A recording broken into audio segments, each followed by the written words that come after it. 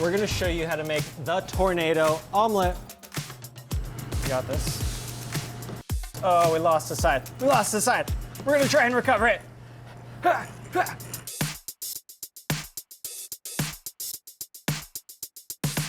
Korean street food vendors are masters at it. I've been making hundreds and hundreds over the last couple days to try and perfect this technique, or the best I can at the moment. So I'm gonna show you what I've learned, tips and tricks along the way. All right, so part of the reason why we like the tornado omelet is because all the care and technique that goes into it. First, you gotta select a good pan, perfectly seasoned or a good nonstick pan. You also really need to focus on the heat source. We like to use induction because you can actually dial in the temperature. Not saying that you can't use a gas stovetop, it's just a little bit trickier. The one hack that we like to bring to the table that some people know about is adding cornstarch. That helps it swirl around in the pan. It also gives it a nice velvety texture. Not saying you have to use it, the masters don't, but we think it's pretty cool. Watch me fail a few times and let's get started. 5 ingredients. So we have our eggs right here, salt, water. You don't have to use water. You can do milk or heavy cream or a broth or demi of sorts. We have our cornstarch for texture and ease, and then we have a fat. Here we have clarified butter. We don't recommend using butter because of the milk solids in the whey in there. You can use olive oil, vegetable oil, chicken fat, duck fat, whatever you want. I don't care. So start off, let's crack the eggs. We're gonna add a pinch of salt. Got our cornstarch, our water. Also, another upgrade, I'm just gonna give this to you now. Otto and I were playing around with this yesterday, and a little bit of vinegar or lemon juice in here makes a really nice texture and flavor to it. Lightens it up a bit. So, immersion blender. I like to use this because we don't want any chunks of white or yolk. We want it to be really smooth in texture. That's key.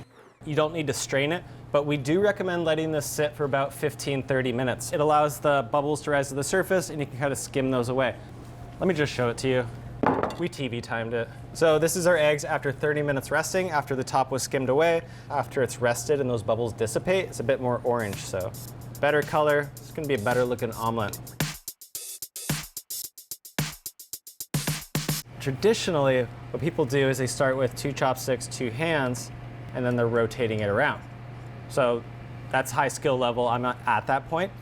So what I decided to do is like, well, if the whole point is consistently turning because you can't have pauses during that, why not just spin the pan?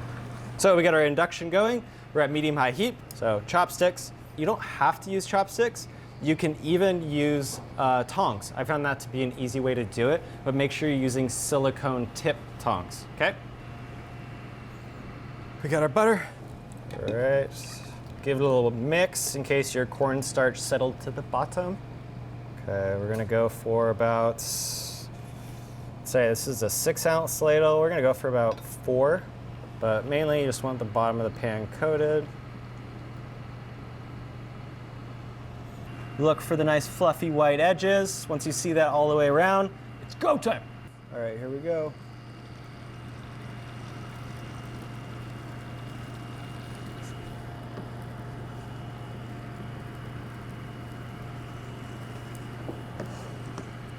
Failed. I failed. So the first one looked like I was on the right track for a perfect tornado omelet. I was, but halfway through I failed because you actually need to start spinning the pan faster, because as it pools in the middle, as it comes up as like a little tornado, you know the egg level is getting lower, so it'll cook faster. So you gotta move faster at the very end. That's the trick. Round 2.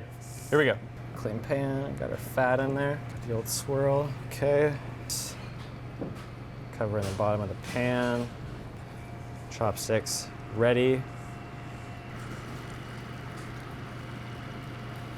I want to keep the chopsticks a little wider, helps pull the outsides. We want to go a little faster, a little faster.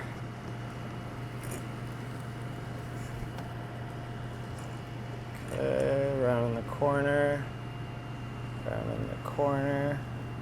Boom, tornado omelet. It's not perfect, not perfectly round, so I'm going on the record saying that, but still a little runny, nice swirly curds. This in my mind is probably B minus.